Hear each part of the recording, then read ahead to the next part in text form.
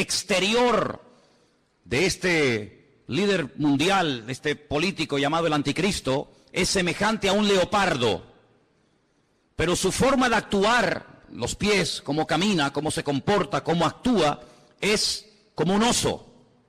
Pero cuando habla, cuando da a conocer su mensaje, dice que es como un león.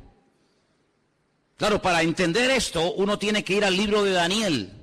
Yo siempre he dicho que la Biblia es una especie de gran rompecabezas, un gran puzzle. Hay cosas que Daniel dice que el Apocalipsis te explica. Y hay cosas que lees en el Apocalipsis que si no conoces Daniel, no puedes entender nunca. La Biblia nos enseña que en el Antiguo Testamento, en la época del profeta Daniel en Babilonia, él tuvo un sueño una noche. Y él dice que vio 4 animales que le llamaron tremendamente la atención. Dice que él vio a un león con alas. Dice que vio a un oso que estaba apoyado sobre una pata más que de otra. Luego ve a un leopardo que tiene 4 cabezas y ve a una bestia, que fue la que más le llamó la atención a Daniel. Gracias al Señor, ese sueño el Señor se lo interpretó y le dijo lo que significa. Por eso no tenemos que inventarnos nada. Simplemente ir a la Biblia y ver qué explicación le dio el Señor a Daniel sobre ese animal, esos animales. Y le dijo, mira, el león es Babilonia. Amén. El león es el imperio que en este momento tú conoces y gobierna toda la tierra, Babilonia. Ese imperio caería, ese imperio desaparecería con el paso del tiempo y se levantaría otro imperio, que era el imperio de los medos persas, que está tipificado o representado por el oso. Los medos persas también caerían, desaparecerían de la escena mundial y se levantaría un tercer imperio tremendamente poderoso, el imperio de Alejandro Magno, los griegos, representado con un leopardo de 4 cabezas.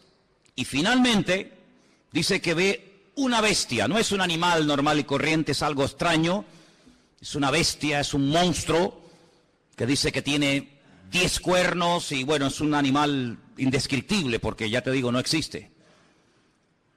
La historia nos enseña que Alejandro Magno cuando murió no dejó descendencia.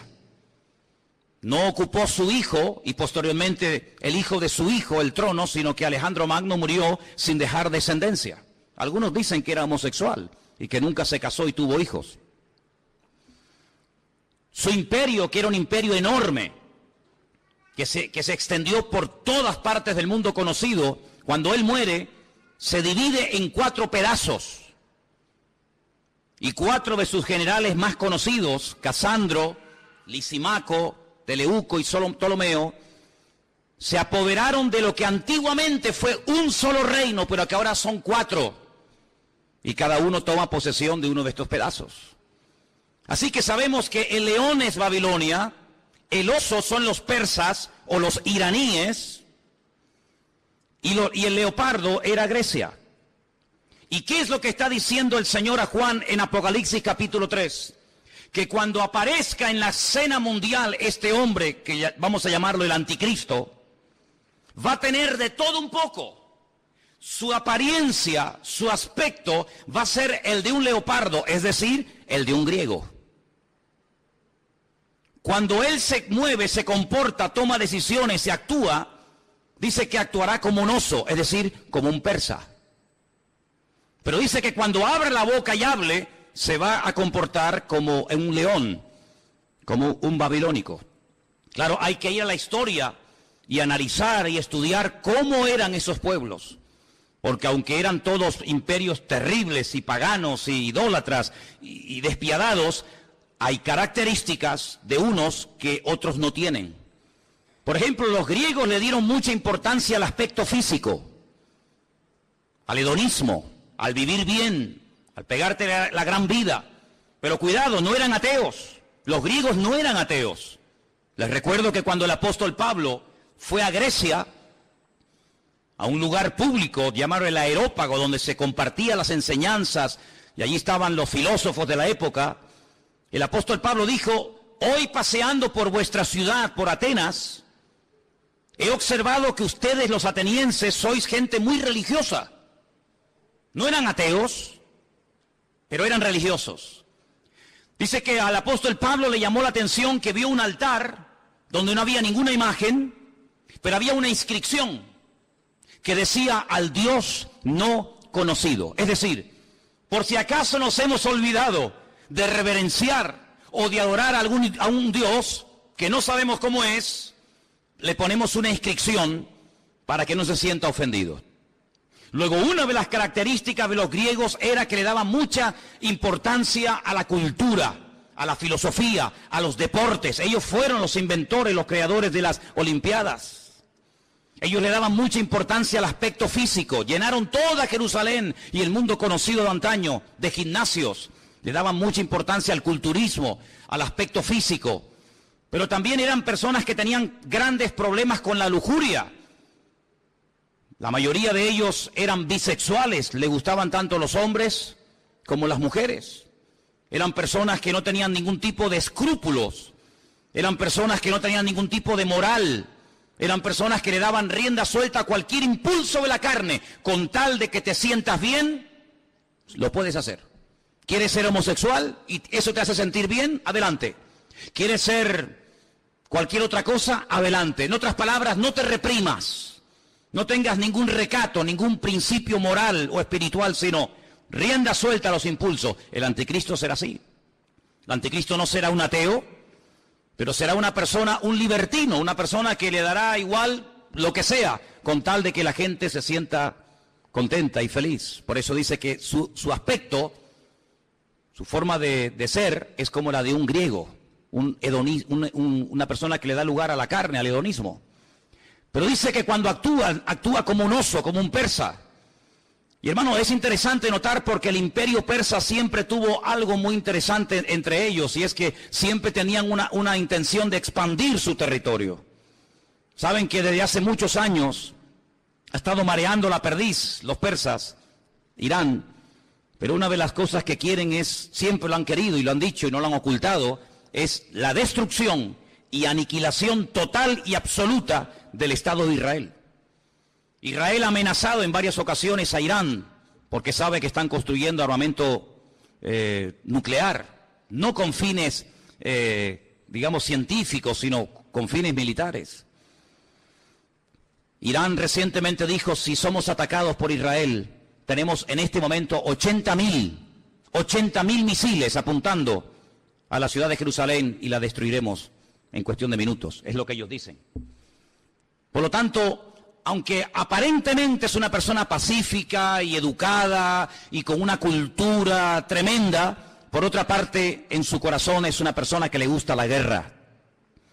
Dice la Biblia, recuerden, la semana pasada cuando hablamos de este personaje, dice que él cambia de religión.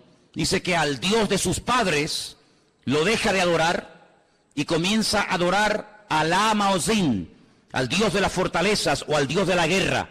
Es una de las características del anticristo. No es un ateo, pero es una persona que utiliza lo espiritual, lo religioso, para fundarse en esa fuerza espiritual que da, por así decirlo, la religión, y emprender guerras.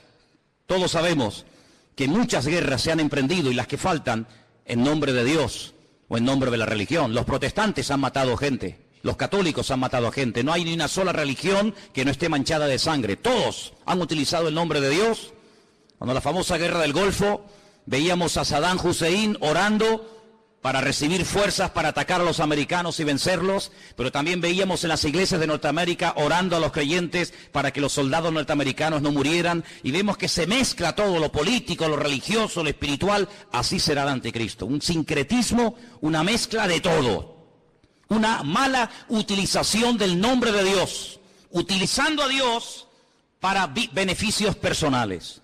Pero dice que cuando él habla como un león, es decir, será un ser arrogante. Los babilónicos, si algo tenían que les caracterizaba, era la arrogancia, la soberbia. Se creían que eran los amos, los dueños del mundo. Así será este personaje. Pero este personaje del cual hablamos la semana pasada, que es la primera bestia, la que sube del mar entre las naciones, de los pueblos, entre los gobiernos, tendrá el apoyo total y absoluto de otra bestia que vamos a ver sus características. Apocalipsis capítulo 13, versículo 11. Y fíjese en esta palabra. Después vi otra, no es la misma, es otra bestia que subía de la tierra. La primera bestia subía del mar, la segunda sube de la tierra. Tenía 2 cuernos semejantes a los de un cordero, pero cuando hablaba como un dragón. Jesús dijo en cierta ocasión que de la abundancia del corazón habla la boca. ¿Cuántos dicen amén? Su aspecto es un cordero, pero en cuanto abre la boca sale toda la basura que tiene dentro y se da a conocer lo que realmente lleva: maldad y muerte por todas partes. Dice que ejerce toda la autoridad de la primera bestia en presencia de ella. Hace que la tierra y los moradores de ella adoren a la primera bestia, cuya herida mortal fue sanada. Versículo 13. También hace grandes señales, de tal manera que aún hace descender fuego del cielo a la tierra delante de los hombres. Versículo 14. Engaña a los moradores de la tierra con las señales que se le ha permitido hacer en presencia de la bestia, mandando a los moradores de la tierra que le hagan imagen a la bestia que tiene la espada, la herida de espada, y vivió. Se le permitió infundir aliento a la imagen de la bestia, para que la imagen hablase e hiciese matar a todo el que no la adorase. Verso 16. Hacía que a todos, pequeños y grandes, ricos y pobres, libres y esclavos, se les pusiese una marca en la mano derecha o en la frente, y que ninguno pudiese comprar ni vender sino el que tuviese la marca, o el nombre de la bestia, o el número de su nombre. Dice, aquí hay sabiduría. El que tiene entendimiento, dice, el que tiene entendimiento cuente el número de la bestia, pues es un número de hombre, y su número es 666. Es decir, que en los últimos tiempos surgirá un nuevo orden mundial. El mundo no será como lo hemos visto hasta el día de hoy, donde cada uno hace lo que le da la gana y cada uno gobierna. No. En los últimos tiempos habrá un nuevo orden mundial dirigido y capitaneado por un presidente mundial que tendrá una fuerza militar, económica y política increíble. Y a este personaje se le conoce vulgarmente con el nombre del anticristo, el que se opone a Cristo, el que quiere suplantar la figura de Cristo. Pero tendrá a una persona que la Biblia lo llama, fíjense qué curioso, falso profeta. Si analizamos toda la Biblia, vemos que la figura de los profetas era algo muy importante. La Biblia está llena de verdaderos y auténticos profetas. Daniel, Jeremías, Isaías, Habacuc, Sofonías, Malaquías, cientos de buenos profetas. ¿Qué era un profeta? Un profeta era un hombre de carne y hueso, como cualquiera de nosotros, con una comunión con el Señor tremenda, que a través de sueños o de visiones o por voz audible recibía mensajes del Eterno, recibía mensajes del Señor para transmitirlos al pueblo de Israel, para que de esa manera el pueblo no pecara, para que de esa manera el pueblo no terminara adorando a otros dioses, para que el pueblo supiera en todo momento lo que tenía que hacer y lo que no tenía que hacer. Un profeta era una bendición para el pueblo. ¿Por qué? Porque era el nexo que unía al pueblo con Dios y a Dios con el pueblo. Era la persona que hacía la función de la boca de Dios. Cuando Dios quería decirle algo al pueblo, hablaba a través del profeta. Pero dice la Biblia, y la Biblia está llena de ejemplos de falsos profetas. Hay capítulos enteros en Jeremías, en Ezequiel y otros libros que nos hablan acerca del daño tremendo que hacían los falsos profetas. Por ejemplo, la Biblia dice que cuando las tropas del rey Nabucodonosor habían rodeado la ciudad de Jerusalén, había falsos profetas que decían, tranquilos, no pasa nada, no se preocupen, vamos a ganar la guerra. Nabucodonosor va a ser derrotado. se va a cansar y se va a marchar a su tierra. Vienen tiempos de paz, vienen tiempos de abundancia, vienen tiempos de prosperidad. Pero había uno llamado Jeremías, que era el verdadero profeta y decía, no les crean, les están mintiendo. Es mentira, no viene paz, viene guerra. El enemigo no se va a ir, nos va a destruir, nos va a destruir la ciudad, nos va a quemar el templo, va a matar a nuestros jóvenes. Siempre hubieron falsos profetas que engañaban al pueblo. Siempre había falsos profetas que venían supuestamente en nombre de Dios. Y la gente, lógicamente, en muchas ocasiones, le hacía más caso y prestaba más atención a los falsos profetas que a los verdaderos profetas. ¿Por qué? Porque el falso profeta decía lo que el pueblo quería oír. El verdadero profeta muchas veces iba en contra de la voluntad del pueblo. Por eso a la mayoría de los profetas los terminaban matando.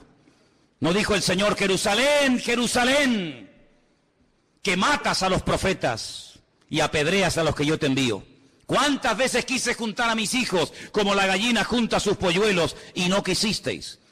La ciudad de Jerusalén pasó a la historia como una ciudad que mataba a los profetas. Porque los profetas confrontaban, los profetas hablaban claro, los profetas no eran aplaudidos, eran gente odiada. Era gente que muchas veces tenía que vivir totalmente dependiendo del Señor porque los querían matar, los querían torturar y querían taparles la boca a cualquier precio. Y curiosamente dice la Biblia que el anticristo tendrá el apoyo incondicional de un hombre que no va a ser un político, recuerda eso. El falso profeta no será un político. Será una persona que se encargará fundamentalmente de 4 cosas. Primera, lo hemos leído. Versículo 12. Hará todo lo posible para que todas las naciones de la tierra reconozcan la autoridad y se sometan a la autoridad del anticristo.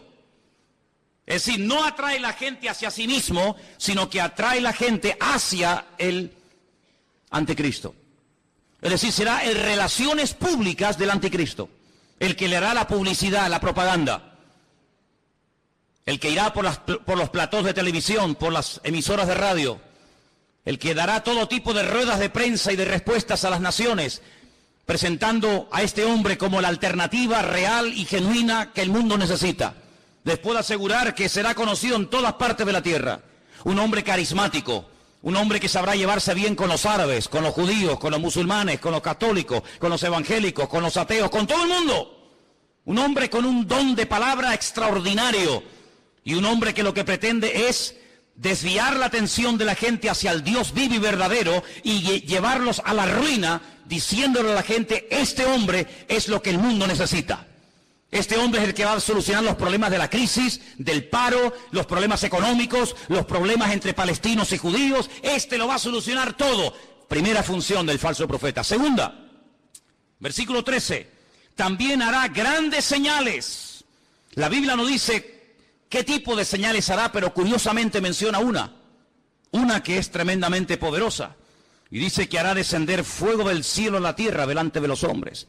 Solamente hubo un hombre en toda la historia de la humanidad que en un momento oró y cayó fuego del cielo, demostrando que el Dios que él adoraba y honraba era el verdadero Dios. Y era el profeta Elías. En el Monte Carmelo, dice la Biblia que allí hubo una confrontación del mundo de las tinieblas contra el mundo espiritual, contra el mundo del Señor.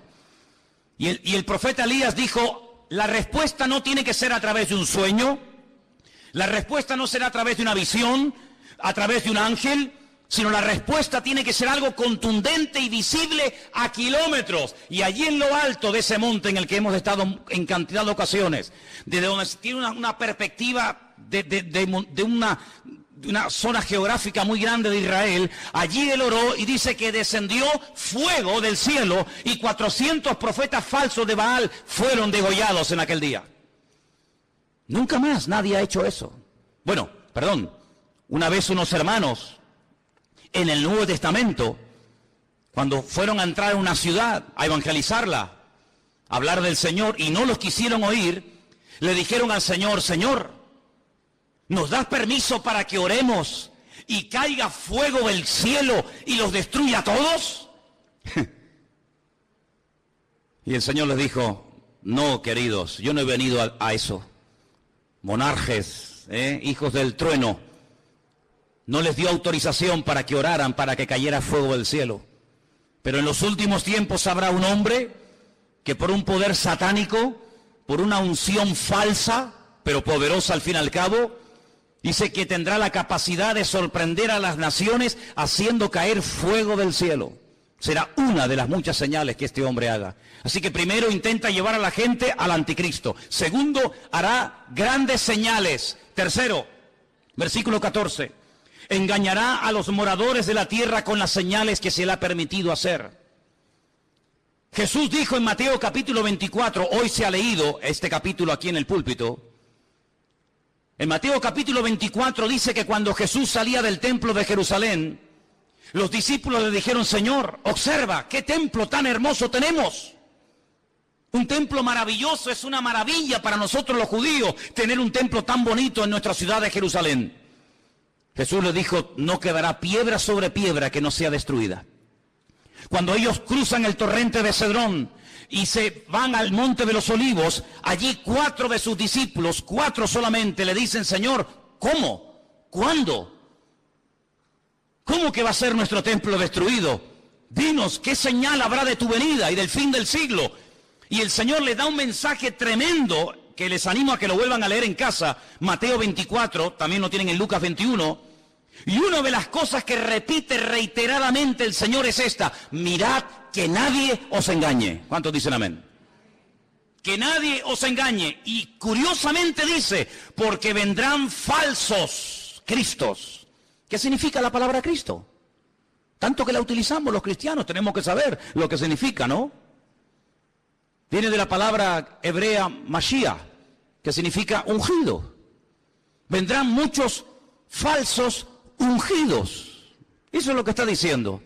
No solamente personas que dirán, que yo soy el Mesías, sino vendrán vividores, farsantes, personas que utilizando el púlpito de las congregaciones, personas que utilizando medios de comunicación como la radio, la televisión, etcétera, engañarán a muchísimas personas, utilizando tal vez la manipulación, utilizando tal vez los problemas físicos, emocionales o espirituales de la gente. Dice, y a muchos engañarán.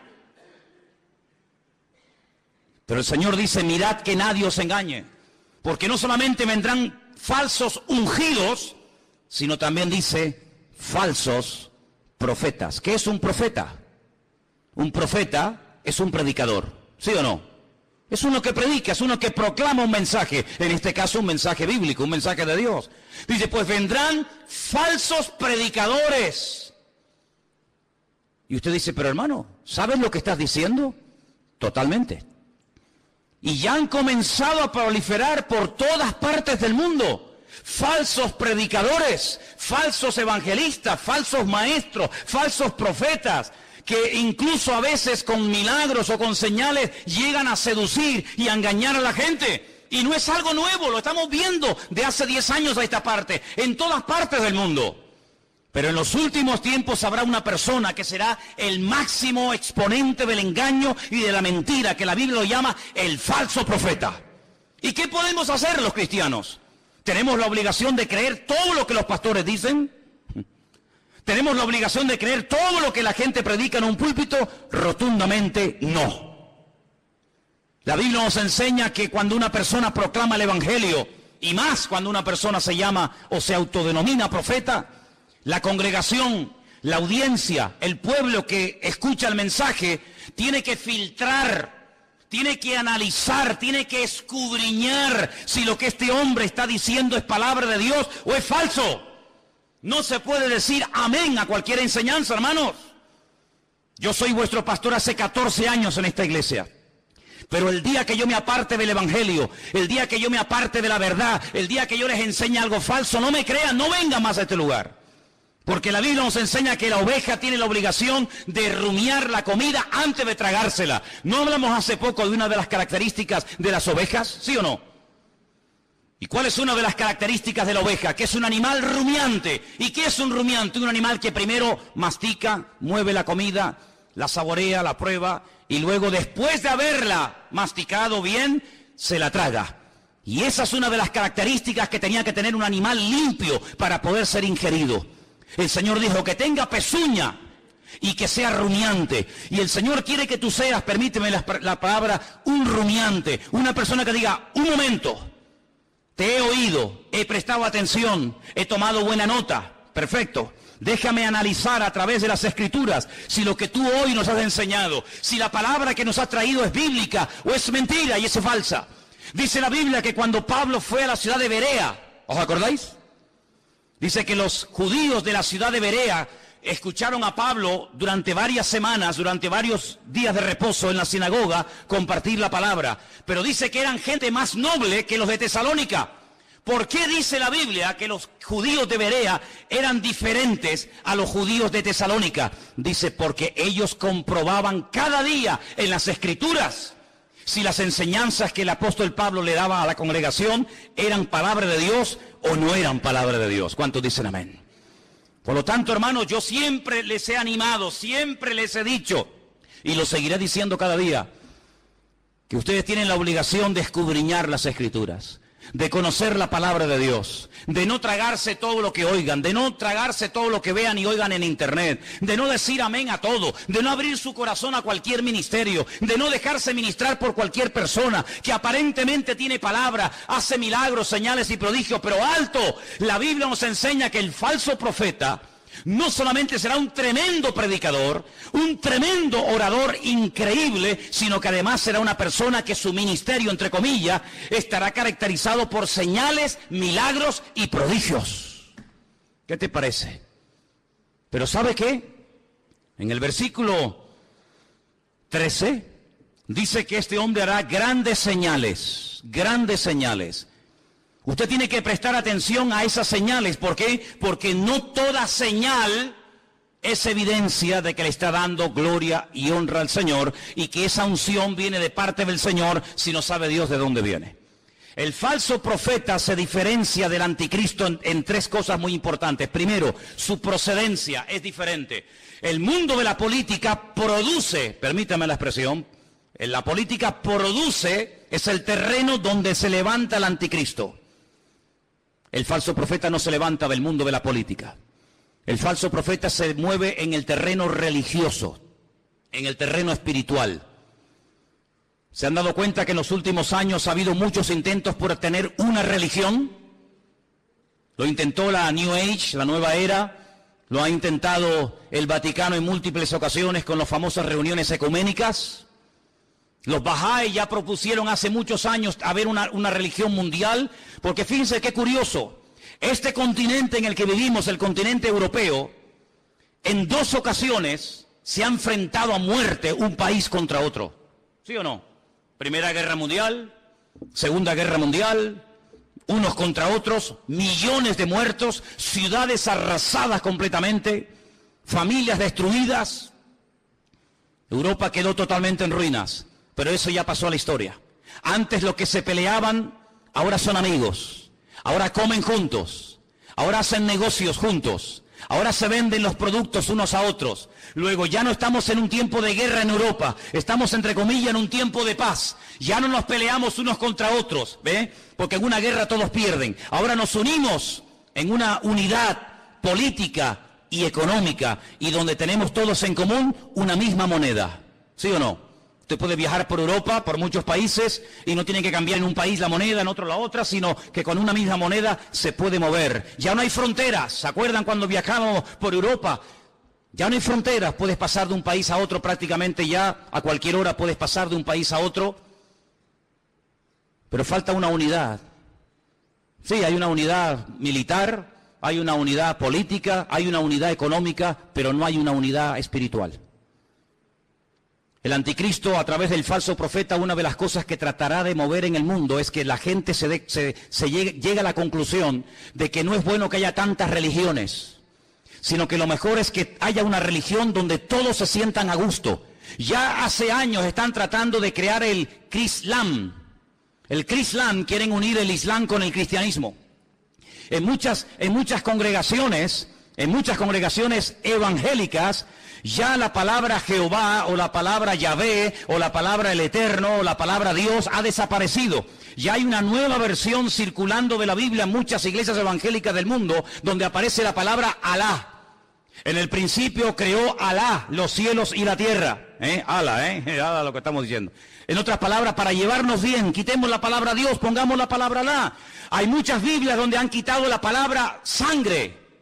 Es increíble cómo puede haber instituciones evangélicas que han quitado la palabra sangre de la Biblia, porque es una palabra que no es una palabra que choca o es una palabra muy fuerte. Amados hermanos, vienen tiempos de cambios como ustedes no se pueden ni imaginar. Vienen tiempos en los que no solamente lo económico cambiará de una forma tremenda, sino lo espiritual cambiará de una forma que ustedes no se pueden ni imaginar. Ahora quiero leerles un versículo que se encuentra en Apocalipsis 16:13, donde dice que el falso profeta y el anticristo harán algo que muchas veces no se menciona. Y vamos a leerlo. Apocalipsis 16, versículo 13. Y dice así: vi salir de la boca del dragón, Satanás, de la boca de la bestia, el anticristo, y de la boca del falso profeta, 3 espíritus inmundos a manera de ranas. Son espíritus de demonios que hacen señales y van a los reyes de la tierra en todo el mundo para reunirlos a la batalla de aquel gran día del Dios Todopoderoso. Una de las cosas que el mundo tiene que conocer y ustedes, hermanos, tienen que saber, porque la Biblia lo profetiza con cientos y miles de años de antelación. Cuando te pregunta la gente, ¿y tú crees que habrá una tercera guerra mundial? ¿Crees que otra vez el mundo volverá a enfrentarse y a matarse y a pelear los unos contra los otros? Y yo te digo, no te quepa la menor duda. La pregunta no es si se van a pelear, la pregunta es ¿por qué tardan tanto en enfrentarse los unos contra los otros? El mundo se está convirtiendo en un caldo de cultivo donde la violencia y la agresividad será algo normal. Miren los colegios, hermanos. Hay muchos colegios en los Estados Unidos que es un peligro. Porque cuántos niños, cuántas docenas de jóvenes han entrado armados a un colegio y han asesinado a cantidad de compañeros. Amados hermanos, la violencia va a ser una de las características de los últimos tiempos. Habrá violencia en la sociedad, violencia en el tráfico, violencia en las iglesias, violencia en los parlamentos, violencia por todas partes. El Señor Jesucristo dijo que Él vendría, pero antes de que Él viniera, los tiempos en los cuales viviríamos serían como los días de Noé. Y cuando uno observa la generación en la que le tocó vivir a Noé, no era una sociedad pacífica. Cuidado, era una sociedad tremendamente avanzada para la época en la que vivía. Fijaros lo que querían construir. En la época de Noé se quiso construir el edificio más alto del mundo, un zigurat, una torre que llegara al mismo cielo, a la misma presencia de Dios, con el objetivo de demostrarle a Dios que a través de la tecnología de la época, el hombre era capaz de desafiar al mismo Dios y de llegar a su presencia no a través del medio establecido por Dios, sino a través del medio de la mente humana. La tecnología puesta al servicio del mal. ¿Piensan ustedes que el anticristo y el falso profeta no echará mano de la tecnología de la época para engañar y meterse en miles y en miles y en millones de hogares? No les quepa la menor duda. No les quepa la menor duda. Así que en los tiempos de Noé, no fue como en los tiempos del diluvio. Bueno, pero fue en los tiempos del diluvio, no fue como en los tiempos de la Torre de Babel. En los tiempos de la Torre de Babel, la Biblia nos enseña que Dios no destruyó a la humanidad, sino que la separó y la confundió. ¿Por qué? Porque habían aprendido un secreto tremendo. ¿Cuál fue? La unidad. Se unieron para lo malo. Sin embargo, en el tiempo del diluvio, se mataban los unos a los otros. El anticristo sabe perfectamente que la unidad tiene un poder tremendo. Por eso él lo que intenta es unir religiones, unir filosofías, unir diferentes estilos de vida para llevar a este mundo a la ruina y a la destrucción total. Una de las cosas que el hombre ha intentado y lo está consiguiendo desde los tiempos de la Edad Media es desterrar la palabra Dios, la palabra Biblia, del vocabulario del ser humano. Hoy en día se oye hablar muy poco de Dios, muy poco de Biblia. ¿Por qué? Porque los hombres a lo largo de la historia han intentado destruirse los unos a los otros. Pero el objetivo final del diablo es destruir a Dios, quitar a Dios del vocabulario de la gente. ¿Y qué es lo que hace el falso profeta? Levantar al anticristo para que lo adoren a él. Y no es la primera vez que un hombre reclama honra y gloria para sí mismo. No es la primera vez que un César, que un faraón o que cualquier persona ha intentado levantarse más alto que Dios y matar y asesinar a todas aquellas personas que no lo apoyan y no lo reconocen. Una de las cosas que hará el falso profeta es algo tremendo. Dice que marcará, sellará a la gente. Ahora, esto no es nada nuevo. Si ustedes leen esta noche tranquilamente en casa el capítulo 9 de Ezequiel, recuerden, Ezequiel capítulo 9, ustedes se van a dar cuenta que el Señor, antes de ir a la ciudad de Jerusalén y permitir que las tropas enemigas la destruyeran, Él dijo: ponle una marca a mis hijos en la frente y en la mano. Para marcar, hacer una diferencia entre el que cree y en el que no cree, el que es mío y el que no es mío. Y dice la Biblia que marcaban a la gente en las manos. El anticristo, el diablo, que es un imitador de la obra de Dios, lo que intentará es marcar a la gente como si fueran animales. Ya hablamos la semana pasada de ese famoso microchip, un sistema muy interesante, muy moderno, que intentará facilitarle la vida a la gente, sobre todo a la hora de comprar, a la hora de vender, a la hora de viajar, no perder el dinero, tener en todo momento encima tuyo todos tus datos económicos, tus datos de vacunas, etcétera, etcétera. Ese microchip ya existe. No es un ciencia ficción. Los animales, los perros, me imagino que en Suiza será igual. Aquí es obligatorio que los animales tienen que llevar un chip. Y si un animal se pierde con una máquina, el doctor, el veterinario, sabe en todo momento cómo se llama ese animal, si está vacunado, dónde vive, cómo se llama su dueño, etcétera, etcétera. Pues lo que empezó con los animales, terminará con el ser humano. Porque para el diablo los seres humanos son como animales. Por eso la famosa teoría de la evolución equipara y nivela al hombre al nivel de la bestia. En la famosa Constitución Europea, creada, diseñada y escrita por el famoso Jacques Chirac, jefe de toda la masonería europea, él puso al mismo nivel a un animal que a un hombre, de tal manera que si un hombre quiere casarse con un perro, con un gato, con una vaca o con cualquier animal, lo puede hacer. ¿Por qué? Porque al fin y al cabo todos somos animales. Sin embargo, desde el punto de vista bíblico, Dios dignifica a la raza humana por encima del animal. ¿Cuántos dicen amén? El animal está para servir al hombre, no el hombre para servir a la bestia. Pero en los últimos tiempos Satanás intenta marcar a los hombres como si fueran animales y les cierra las posibilidades de poder comprar, de poder vender, de poder buscarse la vida si no te dejas marcar. Pero esa marca, esa especie de microchip indeleble, invisible, que no molesta, que está ahí dentro y ni te enteras que está, también permite en todo momento tener a la población mundial localizada en cualquier parte donde se encuentre. Así de claro. Dice que este microchip está alimentado por una pequeña pila de litio, de tal manera que si la persona en un momento determinado decide quitárselo y lo toca y lo abre, se envenena la sangre por esa sustancia. Pero en todo momento esa persona está localizada y ya en muchos lugares, gente multimillonaria y personas importantes se están poniendo esa especie de marca de microchip interno en su piel. ¿Para qué? Para estar localizados en caso de que sean secuestrados y que en cualquier momento los puedan localizar. Sí, suena como ciencia ficción, ¿verdad?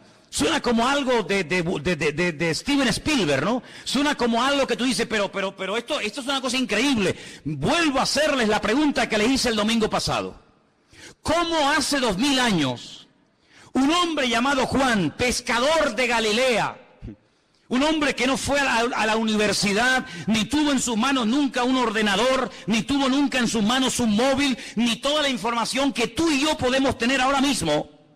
¿Cómo es posible que este hombre nos dé unos datos de la civilización de los últimos tiempos de una forma increíble, hasta el punto que hay momentos en los que él llora escribiendo el libro del Apocalipsis, viendo lo que se avecina y viendo lo que viene? Es el hombre que dice que en los últimos tiempos el famoso río Éufrates se secará para que millones de soldados vengan desde el norte, casi diríamos como que en línea recta, y se den cita en el valle de Jezreel, en la zona de Megiddo, para llevar a cabo la gran batalla, la famosa batalla del Armagedón. Sabemos que en el punto de mira hay un pequeño pueblo que tiene 22.000 kilómetros cuadrados.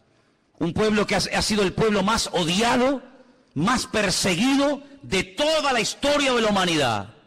Y es el pueblo de Israel. Así de claro. Dios decidió que su hijo naciera en una pequeña aldea insignificante de Israel llamada Betlehem, la casa del pan. Belén la conocemos nosotros. Dios decidió que su hijo naciera y viviera en ese pequeño país, que allí predicara, que allí sanara a los enfermos, que allí demostrara lo que era y a lo que vino, que allí lo mataran, que allí resucitara, que allí ascendiera y que allí volverá otra vez por segunda vez, según la palabra de Dios. Y sabemos que los tiempos se acortan. La Biblia dice que los últimos tiempos tendrán que ser acortados, porque si el Señor no acorta los tiempos, la maldad llegará a un nivel, a una envergadura de tal magnitud que dice que nadie podría salvarse aunque quisiera. Por eso, amados hermanos, tenemos que doblar la guardia como iglesia. Tenemos que meternos en las páginas de la Biblia. Tenemos que conocer lo que dice la palabra de Dios acerca de los últimos tiempos. No dejarnos engañar, no dejarnos seducir, no dejarnos atraer por cosas que aparentemente son muy atractivas, muy bonitas y maravillosas, pero que su fin, dice la Biblia, pueden ser caminos de muerte. Analice todo lo que oye. Analice a la luz de la palabra de Dios todo lo que escucha. Porque la palabra de Dios nos enseña que los últimos tiempos serán tiempos de engaños, tiempos de falsas profecías, tiempos de falsos milagros. Ahora bien, la gente está tan necesitada, tan desesperada, que se agarrarán a un clavo ardiendo con tal de salir de su desesperación. Nunca olvidaré cuando una persona enferma me dijo: si yo supiera en este momento que el diablo me puede sanar, le entregaría mi vida a él. Así me lo dijo. El diablo va a utilizar los problemas sociales, los problemas físicos, los problemas económicos de las familias. El diablo sabe perfectamente que hay un vacío en la sociedad que nada ni nadie logrará llenar jamás. Puedes tener mucho dinero, puedes viajar por el mundo entero, puedes tener la mejor casa de la tierra, puedes tener y tener y tener. Pero el Señor Jesucristo no solamente te ha creado para que llegues a tener ciertas y determinadas cosas en la vida, sino que el Señor nos ha creado con sus manos para que seamos su pueblo y estemos en plena comunión con Él. ¿Cuántos dicen amén? Por eso, amados hermanos, cuando ustedes escuchen a alguien, cuando ustedes oigan a alguien, cuando ustedes observen a alguien, háganse la siguiente pregunta: ¿a quién está levantando este hombre? ¿A quién intenta glorificar? ¿Hacia quién intenta desviar la atención? ¿Hacia él mismo? ¿O lo que intenta esta persona es levantar en alto el nombre que es sobre todo nombre, el nombre de Jesús, para que la gente adore al Rey de Reyes y al Señor de los Señores? Esa es una de las características de un verdadero hombre de Dios y de un verdadero cristiano y cristiana.